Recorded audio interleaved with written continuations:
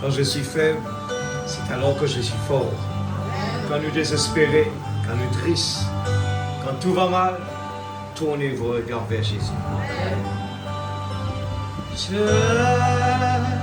Your eyes upon Jesus. Look for His wonderful face, and the fears of love will grow strangely in the light of His glory and grace.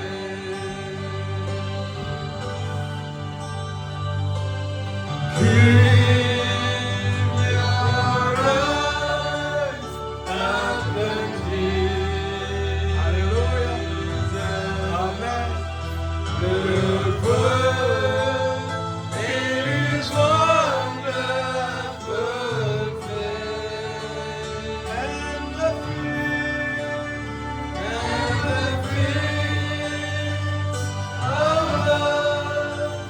will grow strangely in the light of His glory and grace.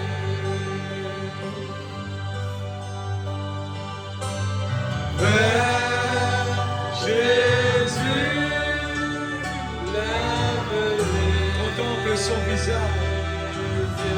Alléluia. Contemple son visage merveilleux. Et les choses, Alléluia, de la terre valiront peu à peu. Si tu lèves vers Jésus les yeux. Amen. Que Dieu bénisse sa parole. Merci Seigneur.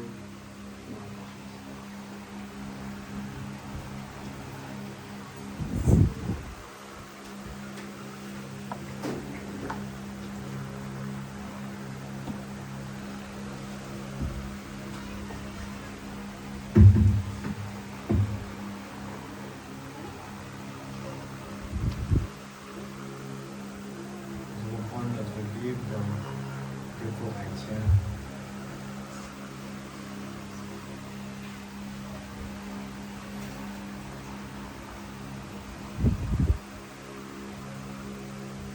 Chapitre 3, verset 13.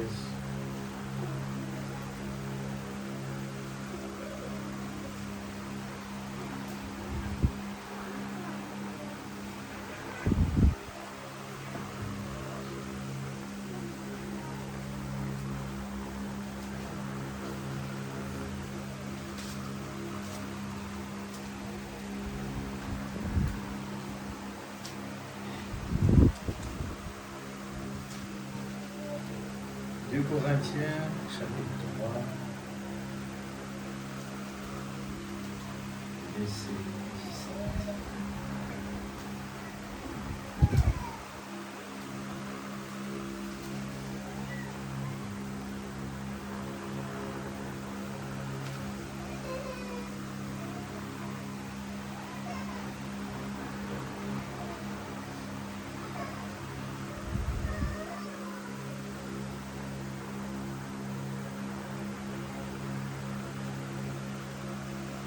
Oh, le Seigneur, c'est l'Esprit, et là où est l'Esprit du Seigneur, là est la liberté. Amen. Nous tous qui, le visage découvert, contemplons comme dans un miroir la gloire du Seigneur, nous sommes transformés en la même image, de gloire en gloire, comme par le Seigneur l'Esprit. Nous prenons aussi chapitre 4, verset 16, juste après. Chapitre 4, verset 16. C'est pourquoi nous ne perdons pas courage. Et lors même que notre homme extérieur se détruit, notre homme intérieur se renouvelle de jour en jour. Car nos légères afflictions du moment présent produisent pour nous, au-delà de toute mesure, un poids éternel de gloire. Parce que nous regardons non point aux choses visibles, mais à celles qui sont invisibles. Car les choses visibles sont passagères et les invisibles sont éternelles. Amen. Père céleste, ô Dieu, prends soin, Seigneur Dieu, de ta parole ce soir. Vivifie ta parole dans chacun de nos vies. Utilise ces lèvres balbutants, Seigneur. Utilise, Seigneur, cette argile, Père, afin que ce soir, tu puisses nous parler à chacun de nous. Oh Dieu, nous ne voulons pas partir d'ici avec simplement quelque chose qui fait du bien dans nos oreilles, mais nous voulons, Seigneur, que tu nous parles, chacun de nous. Seigneur, nous vivons dans un temps où la préparation est primordiale. Nous voulons vraiment, oh Dieu, connaître davantage qui nous sommes. Et nous voulons vraiment, Seigneur, ne pas perdre notre temps avec des choses qui n'est pas nécessaire. Et que nos priorités soient vraiment toi, Seigneur. Surtout dans ce temps qu'on est en train de vivre. Père Céleste, nous voulons te dire merci pour cette occasion. Oh Dieu, aide-moi s'il te plaît. Je compte que sur toi, Seigneur. Et vivifie la parole dans le cœur de chacun de tes enfants. Seigneur, nous entendons ces choses. Peut-être nous avons déjà lu ces brochures. Mais ce soir, si ton Esprit Saint ne vient pas vivifier cette parole, nous allons rentrer à la maison comme cet homme riche qui était déçu. Seigneur, mais nous voulons quelque chose ce soir. Que tu puisses enlever les écailles de nos yeux. Oh Père, dans le nom de Jésus-Christ, notre Sauveur bien-aimé, que pendant la parole est prêchée ce soir, Seigneur, tu puisses toucher des cœurs. Ceux qui ont des besoins, ceux qui n'ont pas encore reçu la vraie nouvelle naissance, vrai baptême du Saint-Esprit, c'est l'heure de prendre au sérieux tout cela. C'est l'heure de mettre notre vie en ordre. Le feu rouge clignotant est devant nous chaque jour. La parole est en train de répéter. Restez en ligne. Oh Dieu, aide-nous, Seigneur, à ne pas copier sur le monde, mais de copier, Seigneur, sur la parole. Dans le nom de Jésus-Christ, notre Sauveur bien-aimé. Amen. Que Dieu bénisse sa parole, nous mettons assises. Merci, Seigneur. Gloire à Jésus. Gloire à Jésus. Nous prenons comme titre pour la prédication de ce soir, les choses terrestres ne sont que le reflet des choses éternelles. Tout ce que nous voyons ici, la grandeur de Dieu, des fois, nous demandons, eh bien, donne-nous un miracle, Seigneur. Seigneur, nous les trouve, toi, mais il est toujours là. Il opère chaque jour entre nous. Il est là, présent. Et nous ne pouvons pas le voir avec nos 5 sens, mais le 6e sens, eh bien, il est là, il peut nous le montrer. Ouvre les yeux de ton serviteur. Nous vivons dans un temps vraiment si précieux, l'Église. Nous voyons dessous nos yeux les choses vraiment terribles. Nous voyons sous nos yeux le monde corrompu. Nous voyons sous nos yeux quelque chose qu'on connaît tous par cœur depuis. Même la Bible le disait dans les derniers temps, les gens vont dire paix et sûreté. Et aujourd'hui, nous voyons que le monde a proclamé, eh bien, un mode de paix. Eh bien, et dans ce regroupement de la paix, c'est la guerre. Ils doivent aller à la guerre pour avoir la paix. Mais ce n'est pas ça ce que Dieu nous propose. Dieu nous donne la paix, le complet, sans besoin de faire de mal. Amen. Et mais cela doit arriver comme cela, pour que la parole, eh bien, nous puissions accomplir. Amen. Et pendant que nous voyons toutes ces choses, la Bible dit, relevez votre tête parce que votre délivrance approche. Amen. Et je crois que tout ce qui se passe en ce moment, nous voyons la délinquance qui augmente, nous voyons pas trop loin. Auparavant, c'était, nous disons, les gens, il faut aller à Johannesburg pour voir ces décadences humaines. Le moral est parti. Aujourd'hui, on n'est pas loin. C'est là. Les gens peuvent faire n'importe quoi, on n'attend pas pire. Toutes les pires sont là déjà. Et nous entendons que des mauvaises nouvelles. Et je crois que c'est le moment de rentrer une bonne fois dans l'arche. Et la parole, le message, c'est l'arche de ce temps. Il ne suffit pas juste l'Église de simplement lire le message comme ça. Mais il faut que Dieu l'Esprit vivifie cette parole dans nos cœurs, pour que nous puissions aller dans la profondeur. Quand il nous parle de son amour, quand il nous parle du positif, du négatif, nous voulons vraiment profiter de cela à l'Église. La vie est si merveilleuse, quand Dieu est dans notre cœur. Nous vivons on parle de cela justement, le positif, le négatif. Partout on va le voir. Maintenant on est en train de parler que les choses terrestres sont le reflet des choses éternelles. C'est un avant-goût tout simplement. Et en toute chose, Dieu a placé le positif et le négatif. On est en train d'entendre ça justement. Et partout où nous regardons, il y a toujours un positif, un négatif. Il faut impérativement que nous passons par la fournaise pour que nous puissions grandir et être formés. Il faut être des vaillants soldats pour pouvoir vraiment nous positionner comme il faut.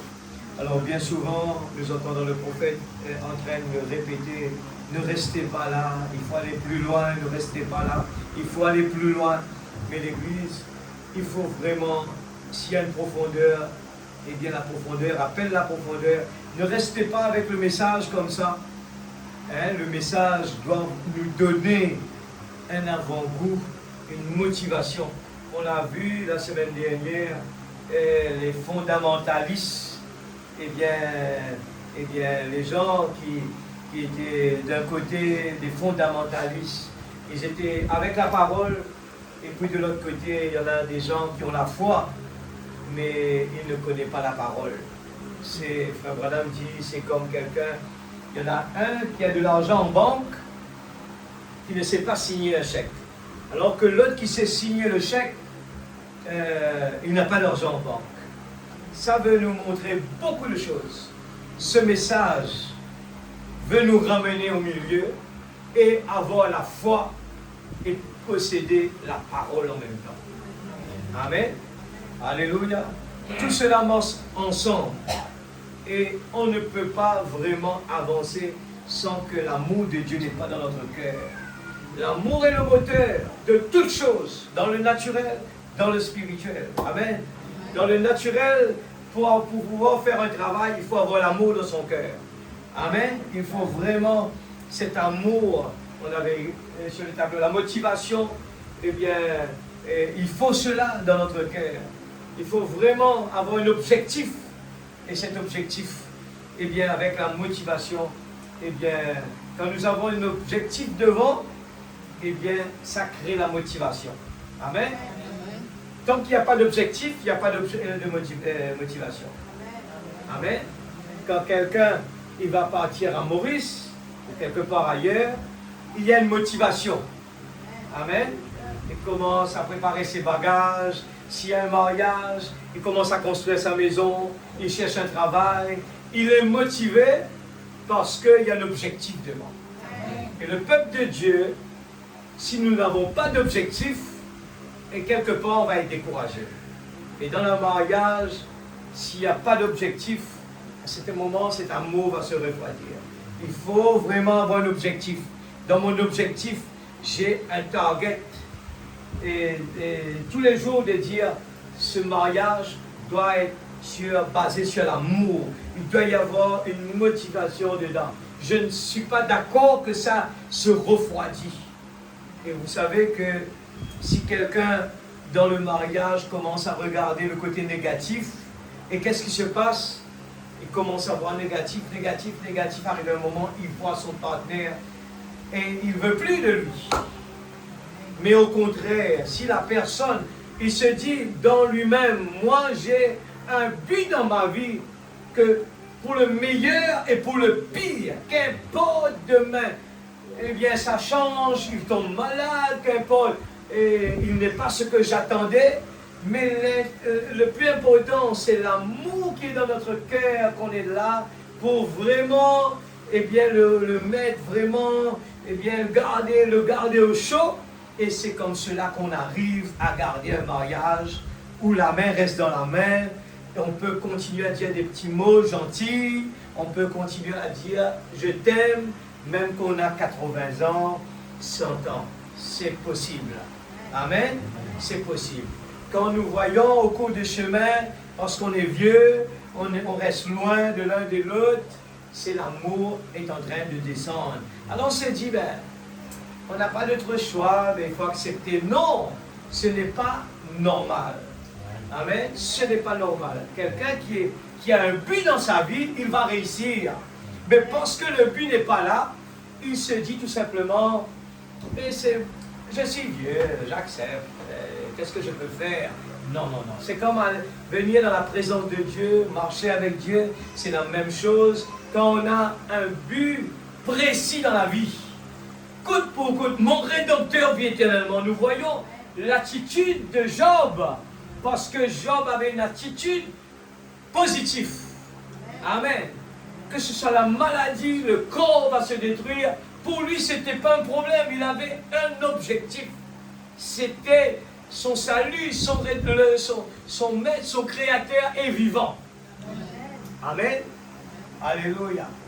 Alors, dans tout cela, nous continuons et ce soir pour dire que les choses qui sont là, qui restent, donnent un avant-goût et bien des choses éternelles.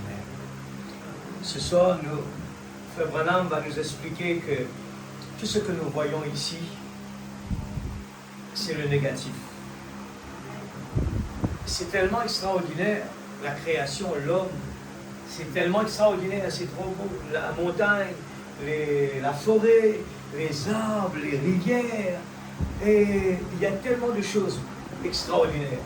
Mais, comme c'est dans le négatif, l'homme a péché, le péché est sur la terre, toutes ces choses n'est plus extraordinaire. On ne peut pas dire que c'est parfait, parce qu'il y a toujours des problèmes. On n'est pas tranquille. Ici, il y a la mort. Ici, il y a la maladie. Ici, on est fatigué. Ici, il faut courir les enfants. Alors que de l'autre côté, il n'y aura pas tout ça. Il n'y aura même pas d'enfants. Il n'y aura que des jeunes. Amen. Alors, il n'y aura plus de maladie. Tout sera parfait. Quand vous allez cueillir des fruits, vous n'avez pas à regarder s'il y a des bébêtes dedans. Là-bas, tout est parfait. Et c'était comme ça que Dieu avait créé. Amen. Mais par le péché, c'est devenu le négatif. Mais quand même, on est en train de voir, mais si Dieu a pu faire toutes ces choses merveilleuses, eh bien, on peut vraiment, ce soir, on va s'asseoir et réfléchir. Mais si ici, on voit des choses tellement extraordinaires, nous voyons un bananier qui va faire sortir des bananes. Il est bien enveloppé et la couleur est jaune, tellement jolie, bien emballée. Mais qu'en est-il de l'éternité? Si déjà là, nous pouvons contempler des merveilles, si nous pouvons juste regarder un humain, eh bien, l'humain, quand il a été créé, il est tellement extraordinaire. Il n'a pas besoin de batterie, il n'a pas besoin de quoi que ce soit. Mais les faiblesses, c'est la maladie, les soucis, le travail, les problèmes comme cela, qui fait que ça reste dans le négatif. Alors, nous voulons vraiment contempler les choses que Dieu a fait. Nous voulons vraiment prendre cela et le mettre en premier dans notre vie et ne pas regarder, eh bien, vivre avec le négatif, mais sans avoir besoin, eh bien, de participer dedans ou bien de prendre soin de cela. Madame en parle aussi de ce corps. Il dit, ne donnez pas autant de temps à vraiment pour ce corps, parce que ce corps va retourner à la poussière. Mais prenez soin de votre vrai vous-même. Le vrai moi. Amen. Le vrai moi, ce n'est pas ça. Amen. Alors nous lisons dans la brochure des choses qui sont à venir, prêché le 5 décembre 1965. Vous allez voir que c'est le dernier mois que Frère Branham est en train de prêcher. C'est des dernières choses, des petites choses. Et des fois, ce ne sont pas trop des messages qui nous font nous mettre à être emballés, à dire Amen. Mais ce sont des choses importantes. Hein? Ce sont des choses très importantes. Au courant de cette brochure, on va le lire, eh bien, pour montrer comment les gens parlaient avec Frère Branham pour lui dire que et tu vas détruire ton ministère, laissez-moi prier pour toi. Frère Branham dit, mais pourquoi? Il dit, il faut arrêter de taper sur les femmes, mais prêche-le, tu as des dons extraordinaires, prêche-le les dons, prie pour eux afin qu'ils ont ces dons de la guérison. Regarde les gens comment ils pensent. Ce soir, je vous fais réfléchir beaucoup. Des fois, sans même réaliser, qu'est-ce que nous aimons dans le message? Est-ce que nous aimons vraiment la correction? Ou bien nous aimons plus les mots qui vont nous faire vraiment dire « Waouh, waouh ». Mais la préparation est importante. Amen. C'est important. Les petites choses que nous disons des fois, je connais. Oui, c'est dans la tête. Mais la réalité, dans l'âme, dans le corps, on ne le voit pas. C'est ça le problème. C'est pour ça que nous voulons aller lentement et laisser cela descendre tout en priant. Je disais que la semaine, avant que le pasteur prêchait dimanche, et moi, ça me réjouit le cœur. Peut-être les gens ne vont pas comprendre, mais je le répète. J'étais dans la route et je réfléchissais sur le mot amour. Et j'étais là, mon cœur vraiment grésaille ces 2 jours. Je disais, Seigneur, donne-moi cet amour. Je ne veux pas juste dire parce que je pars à l'église, des choses comme ça. Je dis, donne-moi cela, Seigneur. L'amour qui fait que je peux vraiment avoir la parole a le contrôle total sur mon être en entier. Mon comportement, ma façon de parler, ma façon de réfléchir. Et je crois que l'Église, Frère Branham dit, on est en train de vivre en dessous de nos privilèges. Nous avons des privilèges. Mais par l'incrédulité, on met un obstacle à ce que nous soyons des gens bénis. Amen. La bénédiction n'est pas au Congo, n'est pas en Amérique. La bénédiction a été déjà donnée. Le chèque est là. Amen. Le chèque est là. Ah, il suffit de mettre le montant. Ce n'est pas quelque chose qui va traverser la mer qui va venir. Non, ça c'est faux ça. Dieu nous a déjà donné un message si précieux. Il faut juste s'asseoir et pouvoir écouter la petite voix. Et vraiment le digérer pour que cela produise des fruits en nous. Et je crois qu'on va être l'homme le plus heureux dans le monde. Amen. Amen. 49. Il connaissait votre nature, ce que vous alliez être. Par conséquent, notre Père Céleste, par conséquent, il a fait les choses de façon à ce que vous puissiez les apprécier. Amen. Dieu a fait les choses, la nature, pour que nous puissions l'apprécier. Et les gens payent beaucoup d'argent pour venir ici à Rodrigue. Je travaille dans le secteur touristique. Je prends mon temps à vraiment creuser, apprécier. La sœur Christine est au courant, je peux même des fois aller demander des gens, pourquoi vous êtes venus ici? Quand je vois des gens qu'on n'a pas l'habitude de recevoir, à Rodrigue, des pays qu'on n'a pas l'habitude de voir, je leur demande, j'aime bien entendre de leur voix, pourquoi vous venez à Rodrigue? Et une fois, j'ai toujours l'habitude de raconter cela, j'étais là, un Rodriguez était devant moi, et dit, je ne comprends pas qu'est-ce que ces gens payent pour venir à Rodrigue. Ils viennent faire quoi ici? Il dit, il n'y a pas de bâtiment, il n'y a pas de grand bâtiment ici, il n'y a pas de développement ici. Mais laissez-moi vous dire, l'homme va vers le développement matériel. Mais les gens qui ont goûté à ça, aujourd'hui, ne veulent plus voir ça. Moi, j'ai rencontré beaucoup de gens. Beaucoup de gens. Ils ne veulent plus voir ça. Ils quittent la ville, ils vont dans les endroits éloignés, là où il y a des chevaux, des animaux. Ils ne veulent plus voir cela. Les conséquences de ce que l'homme a placé sur terre a des conséquences dangereuses.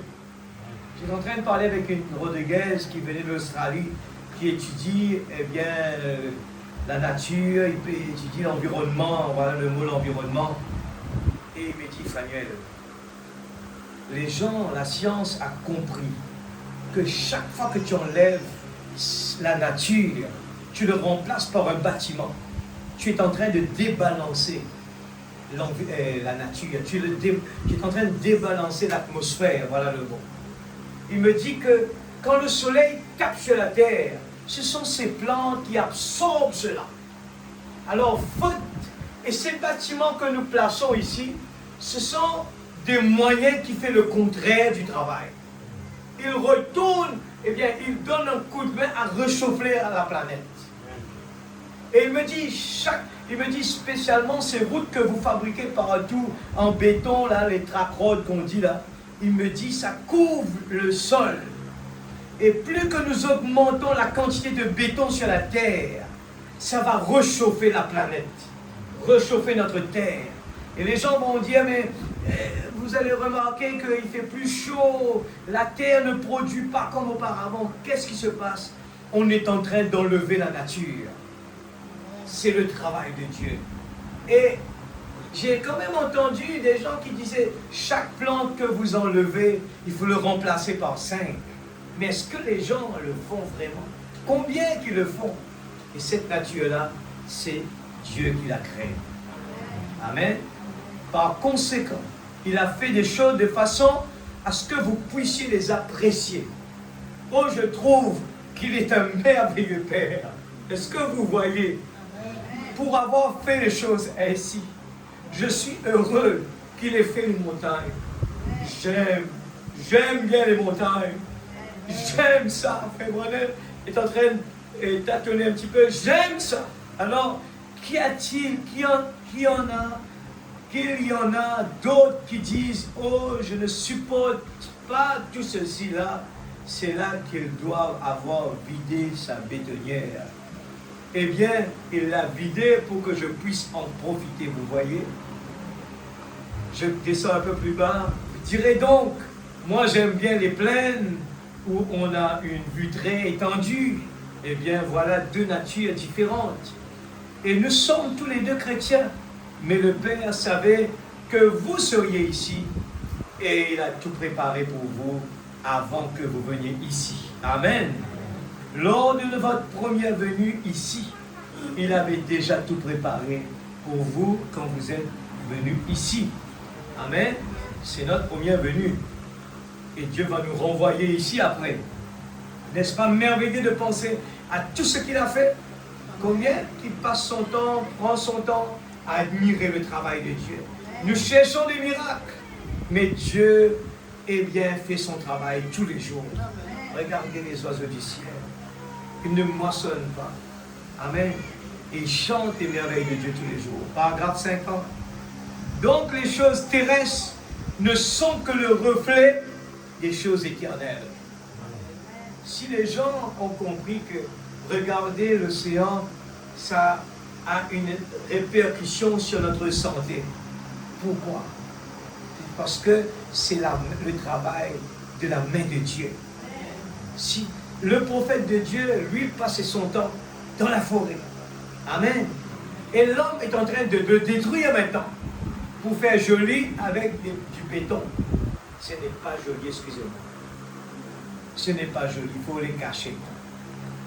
le plus joli, c'est que Dieu a créé cette nature est extraordinaire. Amen. Alléluia. Nous l'aimons. Alléluia. Oh Jésus.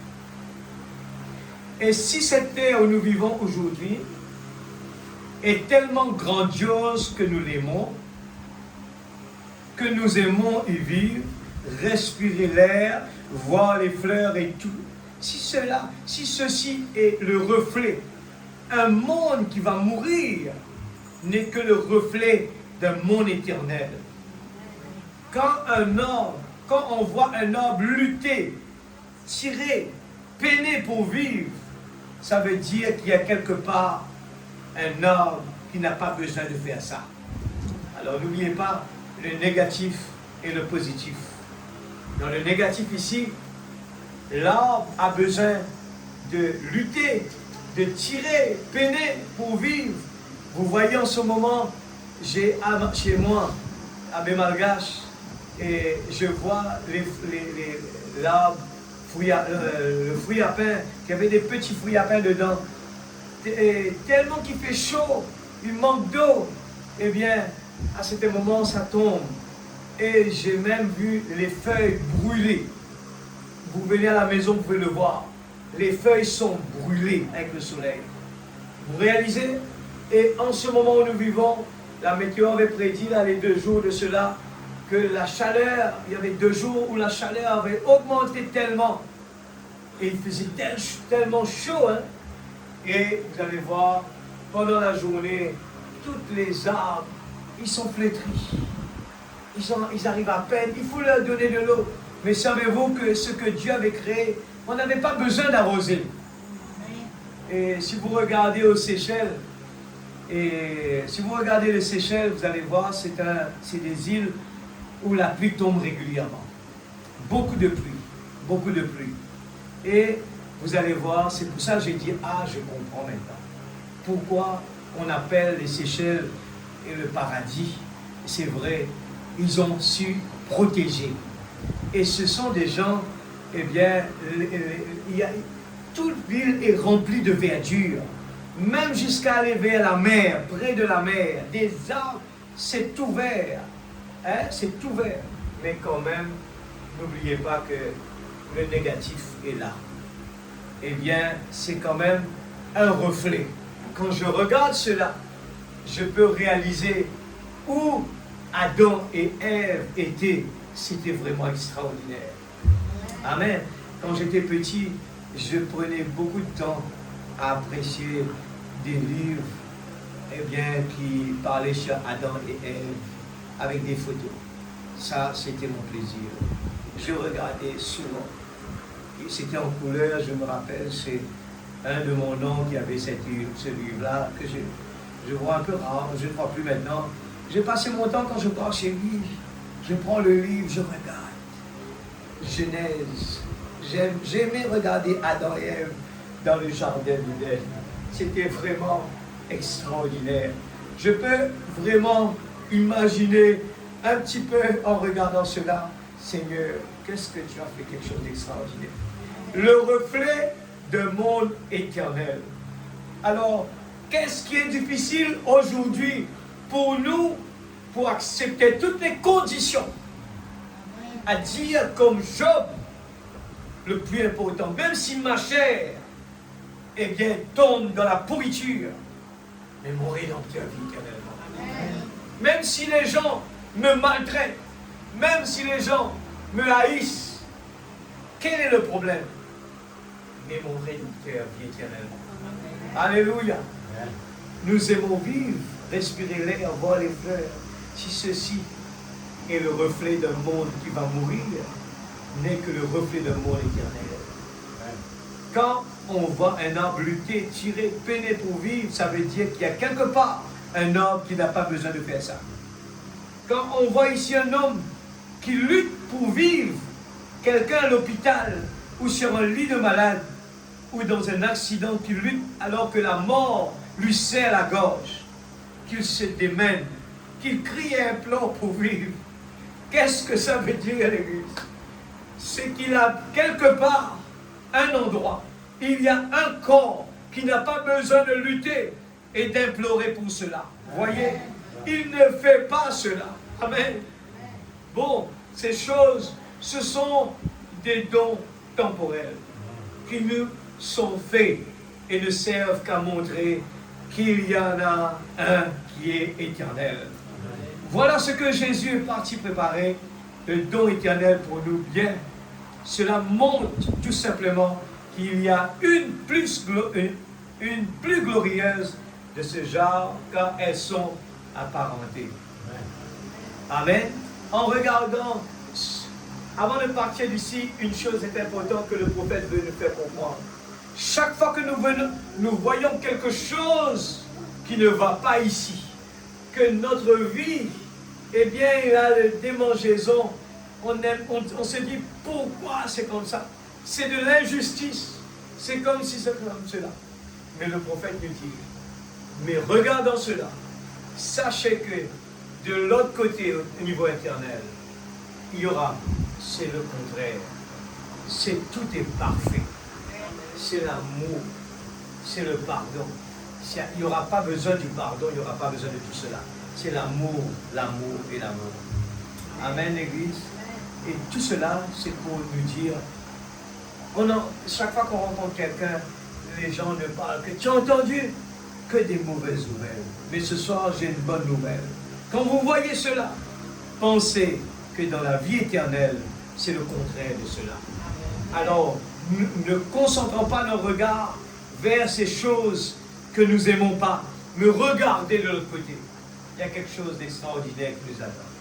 53. Alléluia. En image, toutes les choses qu'il a faites sont le reflet des choses qui vont arriver. Tout comme ce corps qu'il vous donne ici, tout comme ce corps qu'il vous a donné pour y vivre, n'est qu'une image qui montre qu'il y en a un plus glorieux qui vient après. Vous voyez? Si nous portons, ou si nous avons porté l'image du corps terrestre, nous porterons aussi l'image du corps céleste, qui n'est pas sujet au mal, qui n'est pas sujet au mal. Amen. Dans celui qui est à venir pour nous, il n'aura pas la maladie, il n'aura pas tous ces problèmes. Bon, celui-ci, celui-ci est sujet au mal, à la maladie, à la mort, au chagrin. 54. Quand Jésus a été enlevé par Satan, qui lui a montré tous les royaumes qui avaient existé et qui allaient exister dans le monde et tout, Satan a prétendu qu'il était à lui. Et Jésus ne l'a pas contredit, parce qu'il est le Dieu de ce monde. Vous voyez? Et il a dit, je te les donnerai si tu te prosternes et m'adores. Vous voyez? Il essayait de les donner à Jésus sans qu'il passe par le sacrifice. Vous voyez? C'était un marché qu'il voulait conclure avec lui. Mais le monde avait péché et le salaire du péché, c'était la mort. Par conséquent, il fallait qu'il meure. Autrement, si Jésus avait accepté la proposition, il pouvait avoir le monde, et bien le péché allait être là. Mais Jésus n'a pas choisi son avantage à lui. Mais cet amour qu'il avait, il ne pensait pas à lui, il pensait à nous. Et il acceptait de donner sa vie. C'est le signe de ce que Dieu veut nous démontrer, de ce que nous devrons être aujourd'hui. Non pas vivre pour nous-mêmes, mais de vivre pour les autres. Alléluia, merci Seigneur. Et en vivant pour les autres, nous ne sommes pas là pour, nous sommes là toujours pour faire que nous soyons une bénédiction plutôt pour les autres. Et ça ne s'applique pas pour les autres, mais ça s'applique pour moi d'abord. En tout et pour tout, chacun pour nous, ça doit être appliqué. Amen. Alors, le diable a essayé de faire une proposition à Jésus, mais parce que le diable, je parle de tout cela un par un, parce que je veux que cela descende bien profondément pour nous faire comprendre. Le prophète va nous parler de quelque chose de bien important aujourd'hui. Et il nous parle vraiment de l'imitation de ce monde. Vous savez, quand la Bible parle de Lot et sa femme, c'est le type que nous devons faire attention. Bien, je l'ai souvent répété, il faut faire bien attention à cela.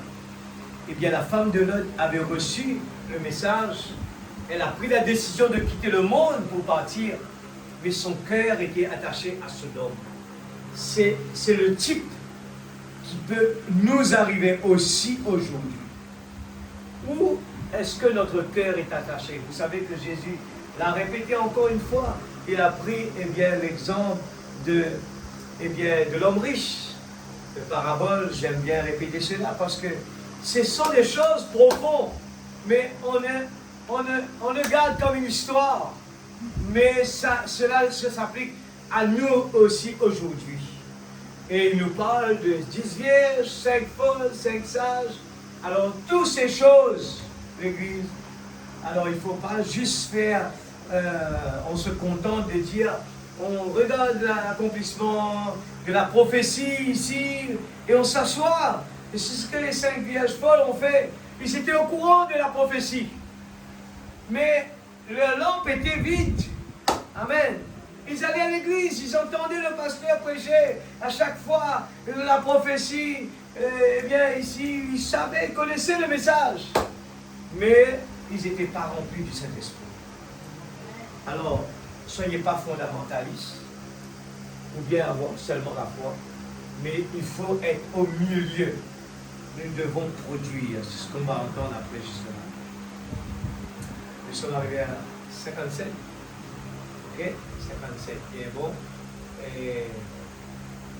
oh, c'est pareil pour la civilisation. Tout cela, nous lisons, nous écrivons, nous faisons ces choses, mais ne vous conformez surtout pas à cela. Je souligne, il faut le souligner, l'Église. Je prends mot par mot pour voir que dans ces brochures, il y en a des choses profondes que Dieu est en train de nous parler. Ce n'est pas Frère Faniel qui est en train de vous dire ces choses. Il faut bien comprendre cela. Je le répète, chaque fois que nous lisons le message, l'Église, c'est la voix de Dieu qui nous parle. Je ne peux pas venir vous dire que c'est pour vous, c'est pour moi d'abord. Je prends le temps de le lire pour le faire descendre. J'attends ce que Dieu vivifie ses paroles pour qu'on arrive à comprendre où est-ce qu'on est dedans. C'est important pour la préparation. Toutes les petites choses, il n'y en a pas de petits. Tout est important. Tout est important. Chaque mot qui est là, qu'on est en train de lire, il faut vraiment demander à Dieu parce que vous le gardez dans la tête, ça peut pas marcher. Il ne faut pas l'apprendre par cœur. Il faut le vivre. Amen. Il faut que cela descende à l'intérieur. Il faut aller dans la chambre du roi. Amen. Regardez bien cela. Il dit, ne vous conformez surtout pas à cela, à la civilisation, l'Église. N'en faites surtout pas votre Dieu. Moi, c'est ça qui m'a vraiment bousculé. Ne vous conformez surtout pas à cela. N'en faites surtout pas votre Dieu. Vous le savez bien, l'Église. Il ne faut pas faire semblant qu'on ne comprend pas. Le Dieu de ce monde, si cela prend la première place, nous parlons que de ça tous les jours. On rêve que de ça. On se réveille le matin, on n'a pas le temps de prier, mais à peine commencé, on court. On a tellement d'objectifs dans ce monde. Sans le réaliser, vous parlez que de ça. Nous parlons moins de la parole que de nos projets. Sans le réaliser. Sans même le réaliser. C'est pour cela que nous sommes dans une période de temps où il faut vraiment analyser notre vie. Il faut des fois même noter qu'est-ce qu'on fait toute la journée. Combien de temps, je ne crois pas qu'on prend notre temps pour noter combien de temps on passe à regarder des choses sur Internet. Vous n'allez jamais imaginer le temps. Ça ne se voit pas. Mais regardez là, quand il faut lire la parole, écouter la parole, des fois, ce corps, il est lourd. On sent ce corps-là. Mais c'est là que, dans Ésaïe, il nous parle beaucoup et que ce corps doit être assujetti à la parole. Autrement, ce sera un obstacle pour notre vie spirituelle. Amen. C'est un obstacle pour notre vie spirituelle. Quand j'étudie, quand le prophète explique beaucoup sur le jeûne, eh bien, il dit que des fois les gens ne comprennent pas ce que veut dire le jeûne. Il dit les gens font le jeûne pour faire souffrir leur corps, mais qui ne rapportent rien en retour. Alors que le vrai jeûne, c'est de faire à ce que ce corps soit assujetti à l'Esprit de Dieu. Ce corps doit pouvoir le calmer, le ralentir, et l'Esprit de Dieu peut à ce moment-là rentrer en action. Pourquoi des fois on n'arrive pas vraiment à assimiler la parole? Parce qu'on ne réalise pas à quel point nos têtes vont tellement vite. Ça tourne avec des projets, avec ce qu'on doit faire, avec ce qu'on doit terminer, tellement vite que à peine que vous lisez, cela ne peut pas entrer. Et quand nous entrons dans la présence de Dieu, ce corps, il est tellement fatigué dans ce monde. Quand il arrive là, il se repose. Et au lieu de laisser son âme puiser un petit peu de vitamines, il accepte les conditions de sommeil. Il accepte de dormir et son âme est pénalisée à écouter la parole de Dieu. Alors, qu'est-ce que cette civilisation vient nous faire? Nos projets, il faut le continuer. Il faut travailler l'Église. Frère Branham dit, il faut continuer. D'ailleurs, la parole le dit, quelqu'un qui ne travaille pas ne peut pas manger. Mais ne faites pas, mais faites la balance. Mettez la balance en action et balancez. Combien de temps nous donnons à Dieu et combien de temps nous donnons à faire plaisir à notre chair? Amen. Frère Branham nous dit que nous vivons dans le temps d'imitation. J'ai souligné cela.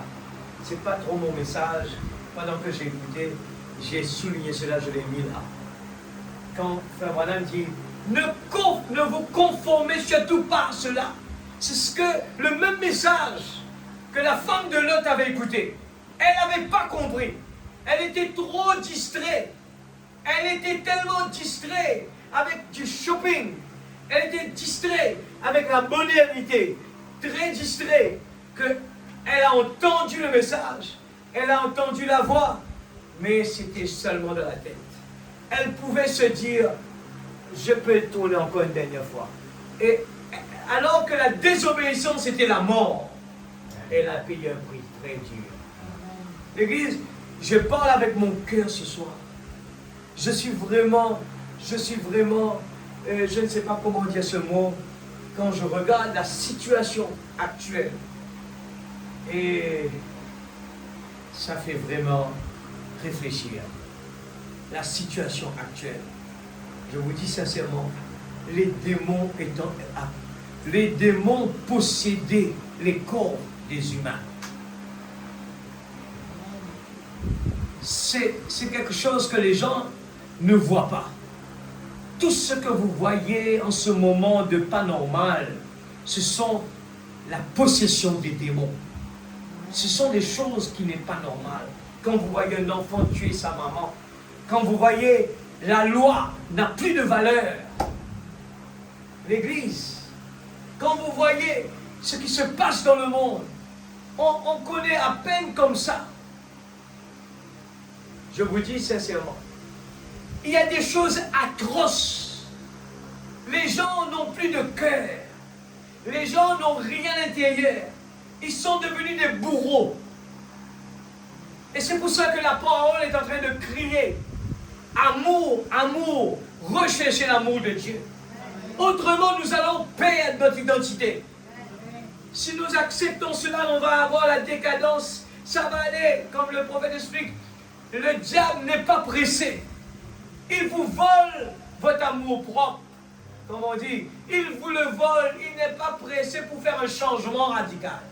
Il vous le vole petit à petit, sans que vous le sentez.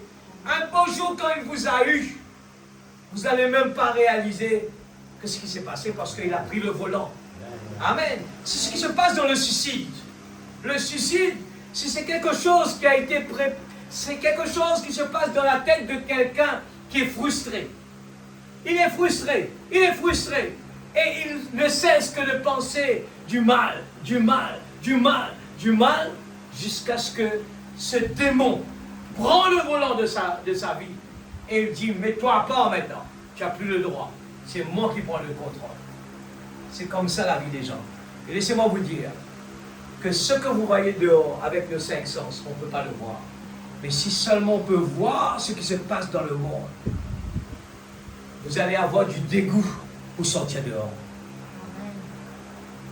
Ce sont plus les gens, la moralité n'existe plus, l'Église. La moralité n'existe plus. Les gens font du mal sans que cela les interpelle. Les gens font du mal, ils ne réalisent pas que c'est du mal. Les gens vont dire des choses vraiment sur des gens, ils vont dire des bêtises vraiment graves, ils vont vraiment jouer avec la réputation de la personne sans que cela les interpelle. Mais tu es en train de le tuer sans que cela puisse faire quelque chose dans leur vie. Frère Branham dit, ne vous conformez surtout pas à cela. N'en faites surtout pas votre Dieu. Parce que c'est un Dieu de communisme, voyez. Cela ne vient pas de Jésus-Christ. 61. Donc, nous voyons que cette vie renferme toutes sortes de maux. Et la vie à venir n'en aura point. Celle-ci a la convoitise, la maladie, la mort. En effet, qu'est-ce qu'elle est? Elle n'est pas la maison qu'il est allé nous préparer. Celle-ci, c'est une maison de pestiférés. Voilà où en est l'homme aujourd'hui. Une maison pestiférée. C'est pour cela, ne soyez pas surpris aujourd'hui. Quand vous voyez, on vient d'annoncer que le taux de cancer à Maurice a augmenté d'une vitesse extraordinaire. Vous vous rappelez, pas longtemps, c'était quelque chose qu'on n'en parlait pas. Aujourd'hui, c'est devenu comme une mot de tête. Tous les jours, quand quelqu'un va à l'hôpital, cancer. On va à l'hôpital, cancer. Et un enfant de Dieu, il n'a pas peur. Amen. Quelqu'un qui a peur, c'est parce qu'à l'intérieur, Dieu n'est pas là. Mais quand nous avons Dieu en nous, nous avons la promesse de Dieu. Nous savons pouvoir dire, mon Rédempteur vit éternellement. Amen. 62. Oh, mais l'autre, on l'appelle la maison de mon Père. Je m'en vais vous préparer une place. Regardons maintenant la vie éternelle. Vous faire sortir de cette maison de pestiférés. Vous délivrer pour vous faire entrer dans la maison de mon Père. Amen. Voilà. Me faire sortir de cette espèce de maison de pestiférés qui est venue de la terre. Il est allé préparer une place, un endroit parfait, où il n'existe aucun mal, où il n'existe aucune maladie, où il n'existe aucune vieillesse, où il n'existe aucune mort. C'est un endroit parfait qui vous appelle à cette perfection. Et il vous faut être parfait pour pouvoir y entrer. Amen. Ne laissez pas quelque chose traîner là pour vous dire, eh bien un jour on va être parfait. Non, il faut vraiment viser le parfait. Parce que quand on a un objectif, le parfait, nous allons, chaque fois que nous allons voir des choses que Dieu n'aime pas, nous allons prier dessus. Seigneur, débarrasse-moi de cela. Mais le jour que nous commençons à mettre dans notre tête, mais non, le parfait va venir plus tard, mais maintenant on n'est pas parfait. Nous allons soutirer le diable dans notre vie. Alors, en visant le parfait, même si nous avons encore des faiblesses, mais le fait que nous avons un objectif, le parfait, nous n'allons jamais accepter quand nous voyons des faiblesses dans notre vie. Nous allons mettre nos genoux par terre. Seigneur, délivre-moi de cela. Je ne veux pas cela. Tu ne peux pas vivre dans un endroit comme cela. Si la parole nous dit que le Saint-Esprit, il est comme une colombe, il ne peut pas soutirer les choses mauvaises dans notre vie. Amen. Il vous appelle à cette perfection. Il vous faut être parfait pour pouvoir y entrer. Amen. La Bible a dit, Jésus a dit, soyez donc parfaits comme votre Père Céleste est parfait. Et c'est un royaume parfait. Quand il est en train de dire soyez, il faut que nous commençons à nous préparer maintenant. Ce n'est pas pour plus tard. Il faut nous préparer maintenant. Il faut fixer le parfait. C'est un royaume parfait. Donc il faut que ce soit un peuple parfait. Qui a, eh bien, un peuple parfait qui y entre. Puisque vous devrez être là. Marié à un fils de Dieu parfait. Vous devrez être une épouse parfaite. Ainsi, comment est-ce que vous pourriez y arriver? Par autre chose que la parole parfaite de Dieu, qui est l'eau de séparation, qui nous lave de nos péchés. Amen. C'est vrai. Le sang de Jésus-Christ. Pensez-y un peu. La parole qui ruisselle de sang. Amen. Le sang, la parole de Dieu qui saigne, pour que ce sang lave l'épouse. Amen. Oui, monsieur. Elle est parfaite, vierge, pure. Elle n'a jamais péché du tout. Amen. C'est un piège qu'il a fait entrer dedans. Vous voyez, voilà la maison du Père qu'il est allé préparer. Nous faisons des erreurs sur la terre, mais à l'intérieur de nous, nous sommes là pour réparer cela tout de suite. Parce que notre vie, ce qui est en nous, il n'accepte pas cela. Et il n'est pas adapté avec cela. Amen. C'est pour ça que nous devons toujours régler les choses assez vite. 63. Celle-ci, elle est venue par le sexe, depuis la chute. Par conséquent, elle devra tomber avec la chute. Amen. Celle-là est venue par le sexe, depuis la chute. Par conséquent, elle devra tomber avec la chute. On aura beau raccommoder cette vieille histoire, elle finira quand même par déchoir. C'en est fini d'elle, parce qu'elle est condamnée. Dieu l'a dit, c'en est fini d'elle.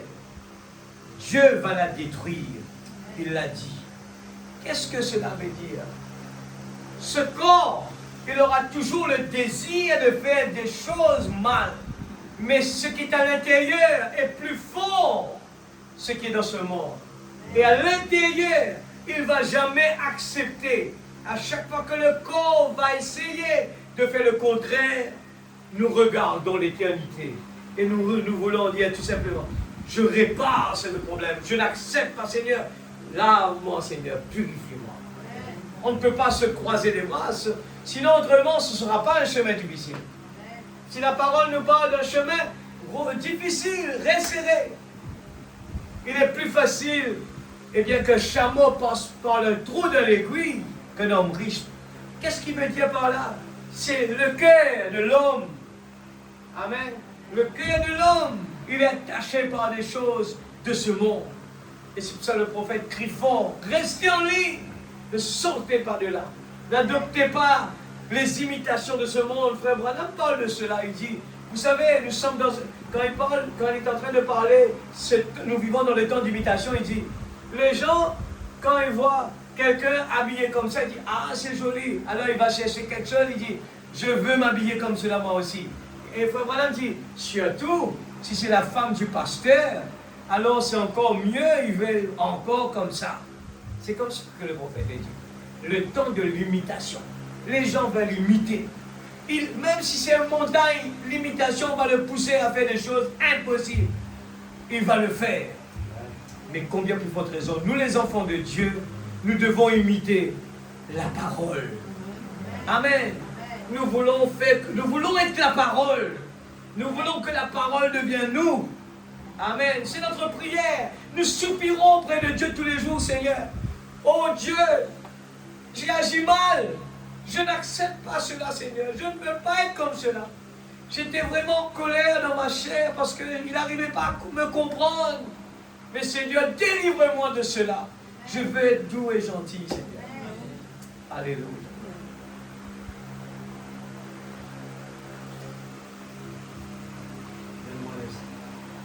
Au commencement, quand le monde vit le jour, quand Dieu... C'est bon là? C'est bon? Commencement, c'est bon. Quand le monde vit le jour, quand Dieu a retiré pour la première fois les eaux de la terre, comme il a fait pour l'eau dans le sein de la mer, un monde est né. Oui. Et les gens ont commencé à y vivre quand Dieu les y a placés.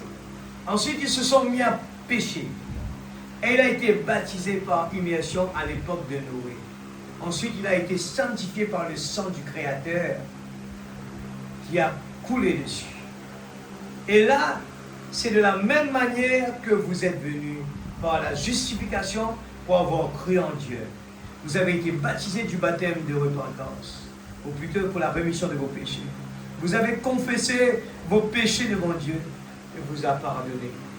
Et vous avez été baptisés pour montrer que vous avez été pardonnés, pour confesser devant les gens, pour montrer au monde que vous avez cru que Jésus-Christ est mort pour vous, qu'il a pris votre place et que maintenant vous êtes à sa place, à lui. Amen. Il est devenu vous pour que vous puissiez devenir lui. Alors, la puissance du sang de Dieu qui sanctifie a nettoyé votre vie de toutes les mauvaises habitudes d'église. Avant, vous fumiez, vous buvez, vous faisiez des choses qui ne sont pas justes, vous mentiez et tout. Alors, la puissance sanctificatrice du sang de Jésus-Christ entre dans votre vie. Elle ôte toutes ces choses de vous, l'Église.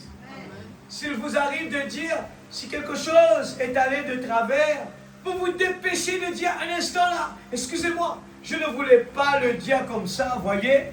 Le diable avait préparé un piège là, mais vous avez la grâce pour revenir. Si vous êtes un vrai chrétien, en disant, j'ai eu tort, oui, ainsi donc. Parce que ce sont des pièges du diable, l'Église. Quand nous ne voulons pas retourner pour réparer cela, vous entrez dans le piège du mal.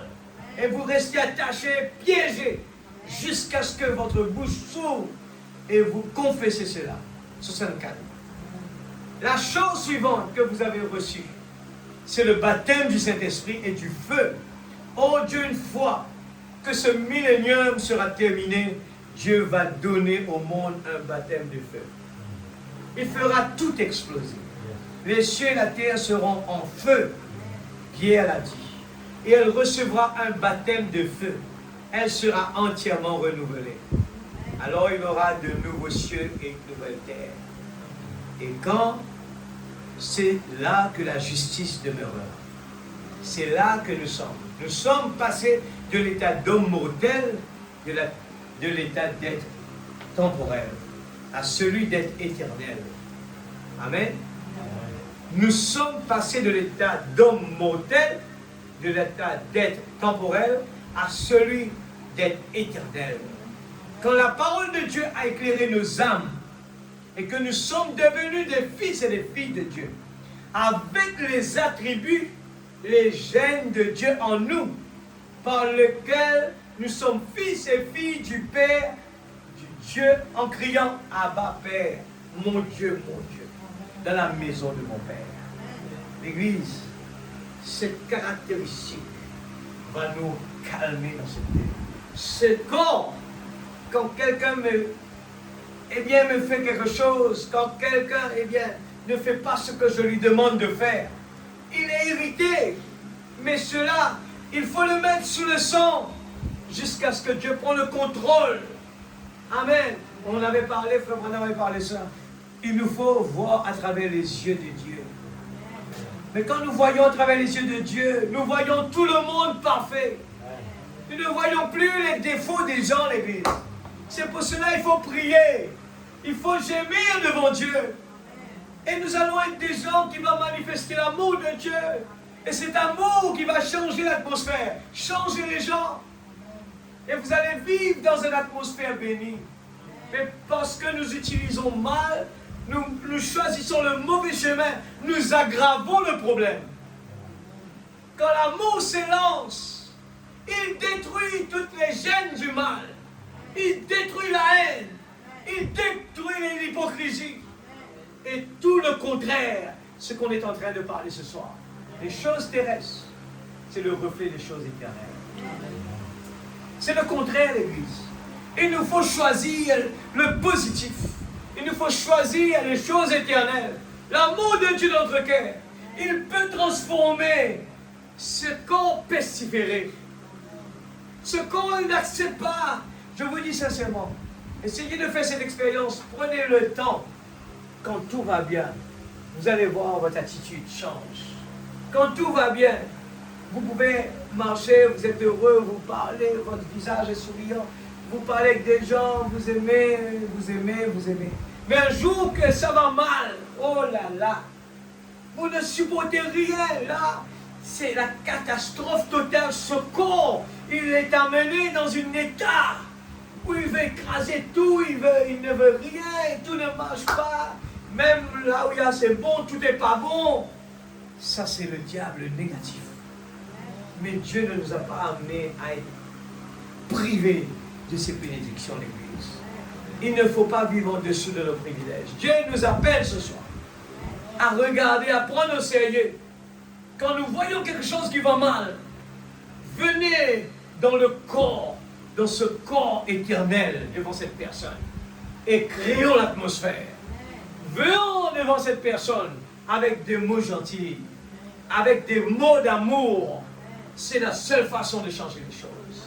Nous voyons des gens sur les réseaux sociaux, ils sont là, critiquer. Mais ça ne va jamais faire les choses bien, l'Église. À jamais. J'ai levé un challenge à tous ces gens, j'ai dit, mais jamais les choses vont être réglées.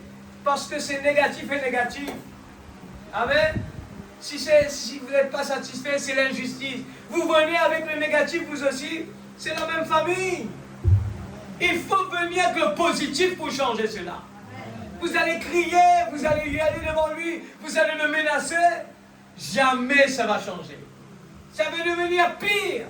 Et ça va vous ruiner vous-même, premièrement. Ça va vous rendre triste. Ça va vous emmener plus bas. Alors que le message, cette parole de Dieu, vous ramène plus haut. 65. Amen. Et si nous devions rester dans un corps comme celui-ci, écoute ça, l'Église. N'êtes-vous pas heureux que la mort existe? Je veux entendre. Frère Branham dit, n'êtes-vous pas heureux que la mort existe? Vous savez que beaucoup de gens auraient souhaité que la mort n'existe pas. Et parce qu'ils sont aveugles. Ils sont condamnés dans cette chair.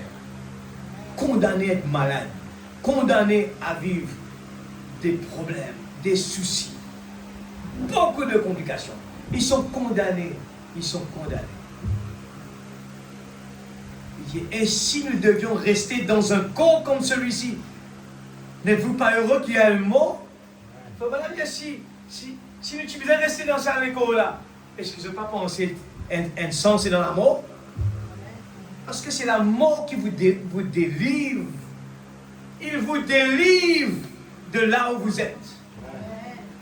Des fois, les gens sont en train de faire ils sont en train de dire, ouais, et dans 5 ans, ça va être super. Dans 12 ans, là, quand j'ai terminé avec ça, là, je suis en train de préparer mon retraite, ainsi de suite. Mais c'est faux, c'est totalement dehors. Vous n'allez jamais avoir la paix sur cette terre. Il n'y aura jamais. La Bible dit qu'il y a une ruine soudaine qui vous attend. Ce monde, vous allez voir, je prends un exemple. Je prends un simple exemple que tout le monde connaît bien. Les gens, eh bien, ils aiment bien, ils prennent des précautions, eh bien, pour l'assurance d'une voiture, ils contribuent, avec l'idée que si un jour je fais un accident, eh bien, l'assurance va me rembourser une voiture. Mais vous savez l'histoire très bien. Les assureurs, quand il s'agit de prendre de l'argent, ils sont toujours prêts à vous frapper la porte, vous appeler, et n'oubliez pas votre paiement. Mais le jour que vous faites un accident, c'est vous qui doivez courir derrière eux. Et ça prend du temps. Des fois, il y en a qui ne respectent pas, même pas le contrôle. Et eux, ils sont là à chercher des excuses pour ne pas vous payer.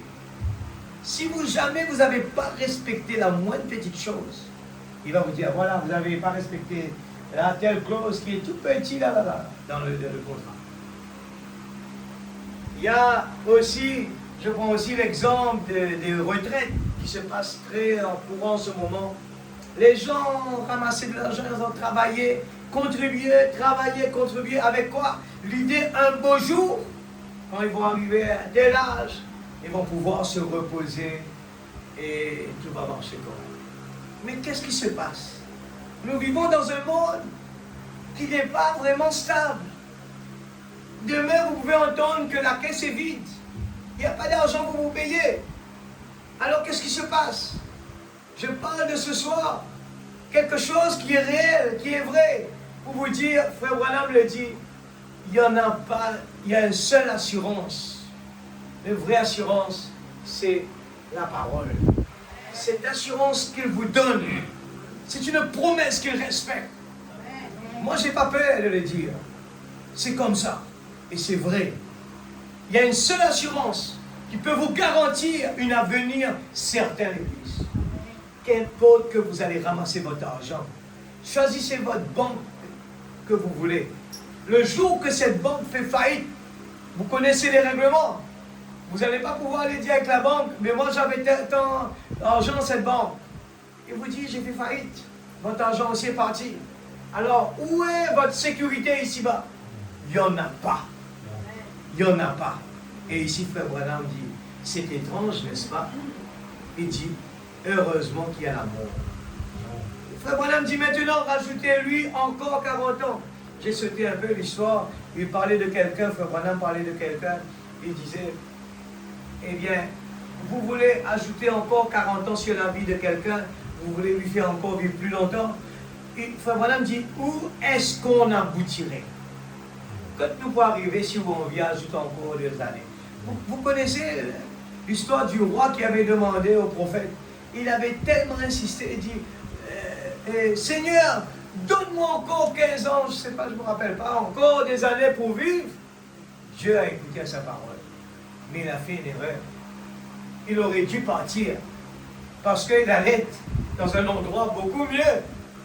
Et vous connaissez l'histoire, elle terminée mal. Alors, il dit, où est-ce que cela aboutirait? Je suis heureux qu'il y ait quelque chose qui nous fasse sortir de cette maison de pestiférés. Il y a une porte ouverte et elle s'appelle la mort. Jésus se tient à cette porte. Amen. C'est lui qui me fera traverser ce fleuve. C'est lui qui me fera franchir cette porte. Il y a une 66. Il y a une grande porte là-bas qui s'appelle la mort. Et chaque battement de votre cœur vous en rapproche davantage. Et un jour, il me faudra arriver à cette porte. Il vous faudra y arriver. Mais quand j'y arriverai, je ne veux pas être un poltron. Je ne veux pas crier et reculer. Je veux arriver à cette porte, me revêtir du vêtement de sa justice. Pas de la mienne et la sienne. C'est par ce moyen que je sais, que je le connais dans sa puissance de sa résurrection. De sorte qu'au moment où il m'appellera, je sortirai du milieu des morts pour être avec lui. Je sortirai de cette maison de pestiférés. Peu importe où ce corps tombera, et peu importe où il atterrira, quoi qu'il en soit, j'en sortirai un jour. Parce qu'il me l'a promis et nous le croyons. Oui, monsieur, il est en train d'en préparer un qui ne peut déchoir. Église, Frère Branham, c'est ce moment-là qui va mourir. Et regarde, il est en train de parler de la mort. Et c'est ce même mois qu'il va partir. 67. Donc, de voir comment, avec la naissance du bébé, maman réclamait quelque chose et papa se démenait, faisant tout pour qu'il le lui obtenir. Vous voyez? C'est que le corps, son corps et le calcium et tout dans son corps et les vitamines dont elle a besoin, dont vous avez besoin pour vous construire, vous voyez? Alors, il réclame ces choses. De quoi nourrir l'enfant qui vient? De voir comment les parents essayent de se procurer ce qu'il faut pour que le bébé naisse aussi parfait et heureux que possible. Vous voyez comment vos parents le font. Quand il y a besoin de faire quelque chose, la mère en témoigne, vous voyez, son organisme est fait ainsi. Vous savez bien que lorsqu'il y a besoin de quelque chose pour l'enfant qui vient, la mère commence à avoir grandement besoin de cela. 68. Mais avant-nous un instant, pourquoi est-ce qu'on fait des séries de réunions, de réveils? Pourquoi est-ce qu'on se rassemble? Pourquoi est-ce que je ne m'arrête pas à réprimander les gens?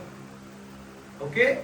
Pourquoi est-ce que je dis à vous, autres femmes pentecôtistes, de cesser de porter des pantalons et de vous maquiller et de vous couper les cheveux et ce genre de choses? Pourquoi est-ce que je dis cela?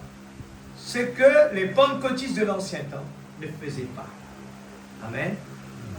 Les gens avant ne faisaient pas ça. Les mêmes pentecôtistes ne faisaient pas ça. Mais au fur du temps, il y a eu des modifications. C'est pour ça que Dieu a dû envoyer son prophète pour ramener les cœurs des enfants vers leur Père. Alléluia.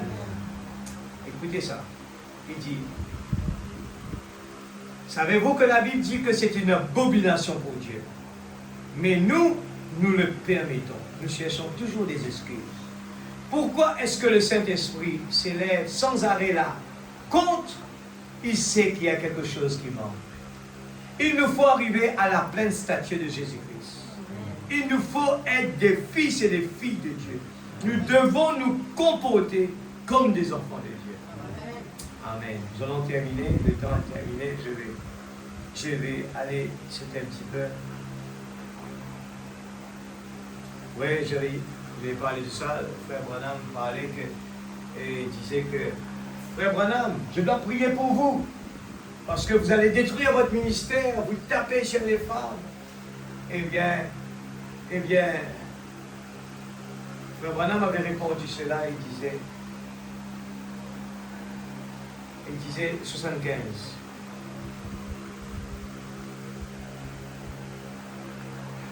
Et 74. Frère Branham dit, j'ai dit, et qui le dira alors?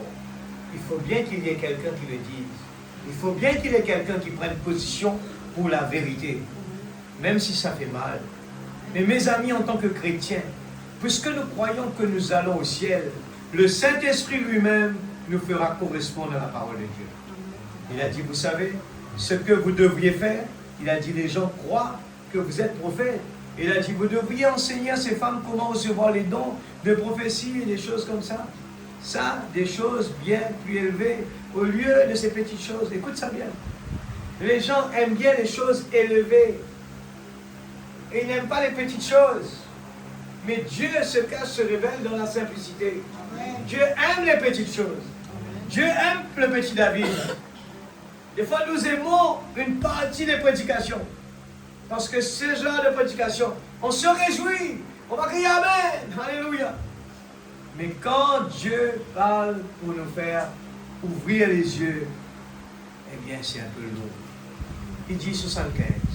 J'ai dit, comment est-ce que je leur apprendrai l'algèbre alors qu'elles n'apprennent même pas leur alphabet, alors qu'elles ne font même pas les choses simples, les choses naturelles? Comment leur apprendre les choses supérieures si on ne commence même pas par... On veut arriver au sommet de l'échelle sans même avoir posé le pied sur le premier. C'est pour ça qu'on tombe. Voyez? Comment commencer en bas et continuer à monter à partir de là. Tel que Dieu vous conduira à monter. Voyez? Faites correspondre votre vie. Suivez. chaque petit point de la parole que Dieu a prévu pour vous, que vous accomplissiez. 76. Maintenant, pensez comment Dieu, nous devons nous comporter et agir comme des chrétiens. Notre comportement, l'Église, c'est le genre de message, petit message que nous disons des fois, que Frère Branham avait laissé avant de partir. Notre comportement devrait être comme celui des chrétiens. Parce qu'ici, nous sommes des étrangers. Chez nous, ce n'est pas ici. Non, nous ne sommes pas placés ici. Nous ne sommes placés ici que temporairement. Nous devons partir chacun de nous. Maintenant, pensez un peu si Dieu, dans sa bonté, a fait que la mère, avant la naissance du bébé, il a besoin de vitamines, la mère exprime ce besoin. Papa, je voudrais une pastèque ou un melon, je voudrais telle chose. Oh, il fera tout ce qu'il peut pour le lui procurer. Parce qu'il sait, il veut que son enfant naisse aussi parfait que possible. Voyez? Donc, il fera tout ce qu'il peut pour le lui procurer. Combien plus lui est capable de le procurer? Lui qui est le Créateur. Pensez un peu combien il est capable de nous préparer un corps dans lequel vivre. Un corps semblable à son corps glorieux à lui. Si nous voulons vivre, il y a en nous quelque chose qui nous appelle à la vie. Il y a en nous quelque chose qui nous appelle à faire ce qui est juste. Amen. Ne nous croisons pas les bras à attendre. Il y a quelque chose qui nous appelle à faire ce qui est juste. Amen. Alors Dieu fera s'avancer sur l'estrade ou à la chair quelqu'un qui prêchera la vérité absolue. Amen. Voilà, vous voyez, elle vous montre. Alors si vous êtes un véritable enfant de Dieu, vous vous mettez à crier, oh Dieu, enlève cela de moi. Circoncis-moi de ceci. Enlève ces choses de moi. Pourquoi? C'est nécessaire pour votre demeure céleste. Vers laquelle vous allez, celle qu'il est allé préparer. Vous devrez être une véritable épouse, parole de Christ. 83, c'est pourquoi, si vous êtes venu ce soir et avez dit, j'offre ma vie à Jésus-Christ, et que vous n'avez pas reçu le Saint-Esprit, entrez en lui, l'Église. Il faut que vous le fassiez. C'est un travail, c'est un effort, l'Église. On ne peut pas s'asseoir, croiser les bras, attendre la bénédiction de Dieu. Il faut qu'il y ait des efforts, comme le frère Branham le dit. S'il faut monter sur l'échelle pour mettre la main, montez. Ne restez pas au bas. Il faut que vous grandissez en cela. Demandez à Dieu d'ajouter sa parole, d'ajouter parole sur parole comme cela, jusqu'à ce que vous arriviez à la pleine stature de fils de Dieu ou de fille de Dieu. D'enlever les choses du monde. Dans Jean 1, il est dit, si vous aimez le monde ou les choses du monde, c'est parce que l'amour de Dieu n'est même pas en vous. Vous avez été trompé. Vous avez l'amour du monde là. Et il vous a trompé, le diable, en entassant des choses là, en montrant. Vous voyez, on ne peut pas retrancher de la Bible une seule parole de Dieu. Qu'est-ce qui a engendré le premier péché? Ce n'est pas un gros mensonge évident, mais c'est parce que Ève a eu une mauvaise interprétation. Le diable lui a donné des excuses d'une seule parole. Une seule parole a rompu la chaîne, et c'est une seule parole qu'Ève a refusée. C'était le début de la Bible. Jésus est venu au milieu de la Bible. Et il a dit, l'homme ne vivra pas de pain seulement. Et de toute parole qui sort de la bouche de Dieu, c'est la parole de Dieu tout entière. Tout entière. Vous croyez que c'est ainsi qu'il se révèle? La parole de Dieu entière. Ensuite, dans Apocalypse 22, Jésus est venu à Jean sur l'île de Patmos. Jésus a dit, moi, Jésus, j'ai envoyé mon ange pour vous attester ces choses. Voyez, nous cherchons des anges avec des ailes, mais il est toujours là, en train de vous parler. La petite voix est toujours là. Quiconque en retranchera ou il ajoutera une seule parole, je retrancherai sa parole du livre de vie. Ils sont nombreux à dire, oui, je crois que Jésus-Christ est le Fils de Dieu. C'est très bien. Alors, ajoutez-y tout le reste. Vous devez être remplis du Saint-Esprit, voyez. Continuez d'ajouter au fur et à mesure que vous avancez. Vous grandissez pour arriver à la stature d'un fils ou d'une fille de Dieu. Oh là là, Dieu peut vous préparer. Nous le donner, ce qui correspond à ce grand désir dans notre vie. Il faut qu'il y ait une faim, une soif, un grand désir dans notre vie. Ce grand désir de voir quelque chose. Combien ici veulent plus de Dieu? Deux personnes. Eh bien, cela montre qu'il y a en plus pour vous, voyez. Vous avez grandement envie. J'ai dit Amen. Vos petites douleurs de l'enfantement approchent, voyez. Vous avez besoin de plus pour que nous soyons heureux, libres et parfaits. Il nous le faut, l'Église. Comme le petit germe de vie qui est dans le sein de Dieu, tout comme le petit germe de vie qui est dans le sein de sa mère. Dieu fait grandir. Quand j'ai un désir, je dis Seigneur, la parole est en train de parler doux et gentil. Je veux être cela, Seigneur. Je veux quand j'ouvre ma bouche, je bénis les gens. Oui, Seigneur. Et moi, j'ai dit, je crois dedans. Je prie, Seigneur. Oh Dieu, donne-moi ces qualités-là. Et c'est ma prière et je reste dessus. Je vous dis sincèrement, je n'ai pas d'autres priorités. Même si demain, je ne vais pas voir un miracle. Ce n'est pas grave. La chose que je veux voir, la vie de Jésus. C'est ce qui m'intéresse.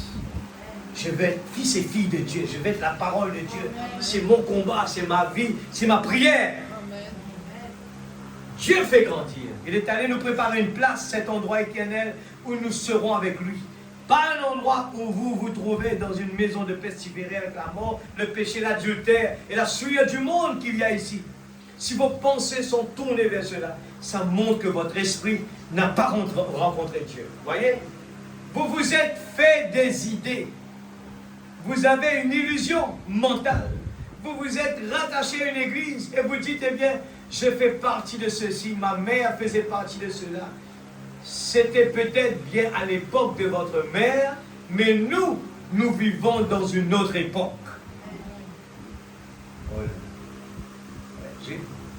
Je fais vite, je termine. Il faut que vous soyez nés. Cette vie qui est venue à travers... Oh, j'ai sauté 87. Ceux du temps de Luther a fait par Luther que la vie a traversé. Ils sont partis, ils sont devenus une dénomination. Écoute ça bien, l'Église. Le message peut être comme ça aussi, faites attention. Ceux du temps de Luther, à part Luther, que la vie a traversé, ils sont partis, ils sont devenus une dénomination. C'est bien vite devenu une dénomination qui finira par être brûlée. Vous voyez, la tige se dessèche. Elle n'était qu'un porteur. Je vais juste lire parce que le temps est fini. Les tiges se dessèchent, elle n'était qu'un porteur. Donc, regardez le mot porteur. Il y en a qui essayent toujours de rester dans cette vieille tige qui servait de porteur. Moi, je ne veux pas être resté là. Ils ne savent rien de Dieu. Ils sont morts. Ils disent, regardez, nous sommes une feuille, nous sommes des luthériens. 88. Il faut que vous soyez nés. Cette vie qui est venue à travers le porteur. Ne restez pas dans la tige. Ne restez pas dans la semence. Continuez jusqu'à ce qui est parfait. 89. Maintenant, souvenez-vous, dans chaque réforme, il y a eu chez ces luthériens et chez tous les autres, au bout de 3 ans, ils ont formé une organisation. C'est vrai. Chaque réveil a produit une organisation dans les 3 ans. Passez un peu depuis combien de temps celui-ci dure, le temps de Frère Branham? 20 ans et quelques. Et pas d'organisation. Le message n'a pas produit d'organisation. Jusqu'à Frère Branham parler. Pourquoi? C'est la semence qui vient, qui se forme comme ceci, sous la balle. Maintenant, elle repose. Elle doit reposer dans la présence du soleil pour mûrir et devenir le glorieux grain, semblable à celui qui avait un premier, la véritable église qui est tombée en terre au début. Elle revient à travers le tige pour qu'une nouvelle église apparaisse. L'église, quelle est cette nouvelle église? C'est nous l'église. Nous devons produire le message partout dans le monde.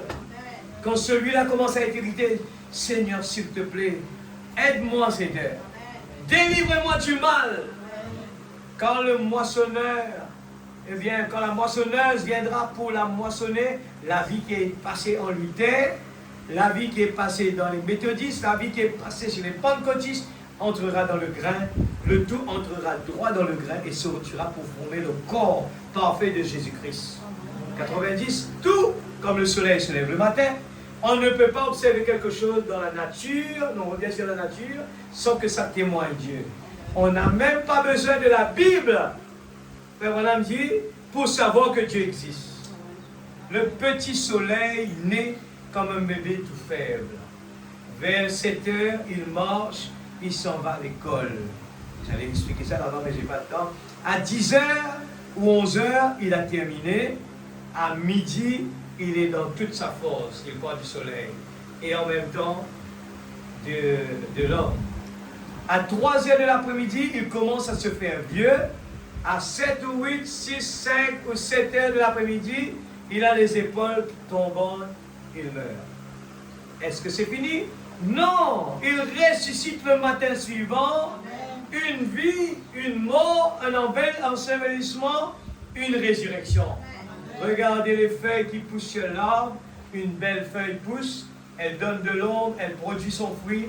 Et aussitôt l'automne arrive, apporte la mort, repousse tout vers les racines, jusqu'à dans le sol. Est-ce que c'est fini? Non. Au printemps suivant, elle ressort en témoignage. Oh, ça c'est une vie perpétuelle. Mes frères et sœurs, nous avons la vie éternelle. Nous avons la vie éternelle par cette glorieuse personne qui est venue et qui est repartie, qui est capable de nous préparer un corps. Que Dieu bénisse sa parole, mettons-nous debout. Alléluia! Je ne fais pas trop de commentaires, je voulais quand même que l'Église puisse voir et aller le relire à la maison. Alléluia! Alors pour ceux qui avaient l'habitude d'ouvrir et de lire, c'est très bien, mais il faut penser qu'il y en a des gens qui sont lourds pour lire le message. Alors il faut quand même que de temps en temps nous avons la patience et pour les autres, et penser aux autres qui n'aiment pas lire, il y a un combat, il y a beaucoup de prières à faire pour ça. Il y a des gens qui veulent être guéris, il y a des gens qui veulent être délivrés, mais tout en croisant les bras et faire plus plaisir à ce corps-là. On aura le temps, si Dieu le veut, prochainement parler comment, il nous faut que le moi diminue et que lui prenne la première place. Autrement, les problèmes vont être toujours là. Il faut que le moi diminue et que lui commence. Amen. Est-ce que vous êtes heureux, l'Église, d'avoir ce message puissant, l'Église? Ce message donne la vie. Amen. Et ce message me donne l'énergie. Il me motive. Amen. Et que quand je suis dans la présence de Dieu, ça bouillonne. Amen. Ça bouillonne. Amen. Je ne suis pas fatigué parce que depuis que je suis venu, je suis dans l'expectative. Je suis dans l'atmosphère. J'ai créé cette atmosphère bénie. Et cette atmosphère n'est pas seulement une période de temps, mais chaque fois que je vois à l'horizon ce qui se passe, je me réjouis parce que je vois la parole devient réelle. Et chaque parole, je dis, Seigneur, oh Dieu, je veux me préparer, Seigneur. Aide-moi. Aide-moi que le moi diminue, que toi puisses prendre la première place. Chantons un petit chant. Que quand nous allons prier, Alléluia, Alléluia. 61, que ta beauté, Jésus, se reflète en moi, en vrai. Alléluia, vous êtes d'accord avec cela? L'Église, il faut avoir ce désir-là. Nous avons des erreurs dans notre vie. Tout le monde, nous avons des erreurs dans notre vie. Il ne faut pas le soutirer. Il ne faut pas trouver des excuses. Il ne faut pas dire qu'il n'y a pas de solution. Avec Dieu, il y a des solutions. Il faut juste croire. que Dieu va le faire. Et nous commençons à prier, Seigneur, libère-moi de cela. Que ta beauté, Jésus, se reflète en moi. Que ton merveilleux amour t'a purifié.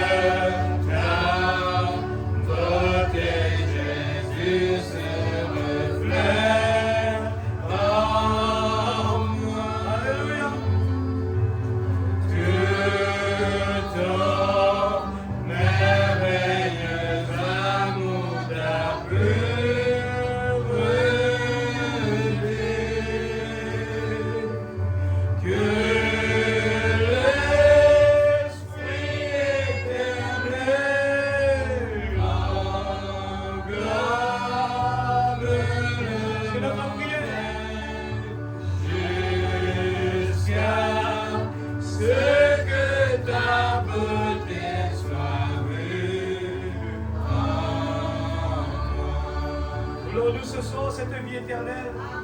Alléluia. L'Église, on a tous des erreurs.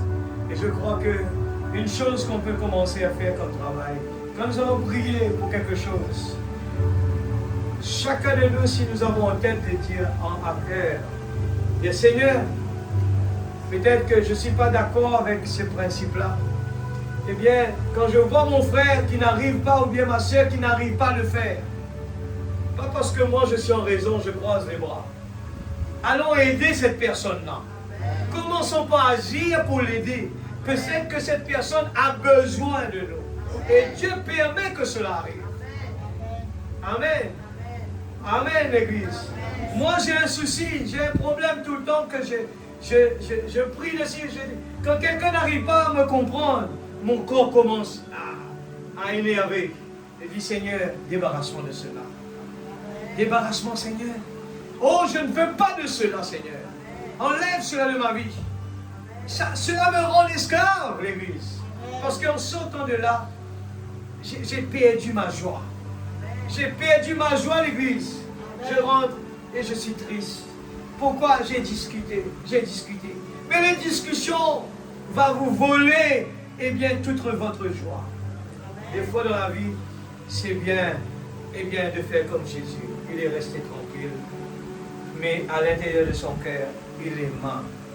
Il a toujours utilisé le mot, il aima. Même le diable, il a dit son ami. Vous imaginez? Il disait à un diable son ami.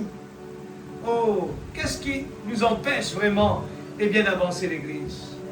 Ce sont notre incrédulité qui met une barrière entre nous et Dieu.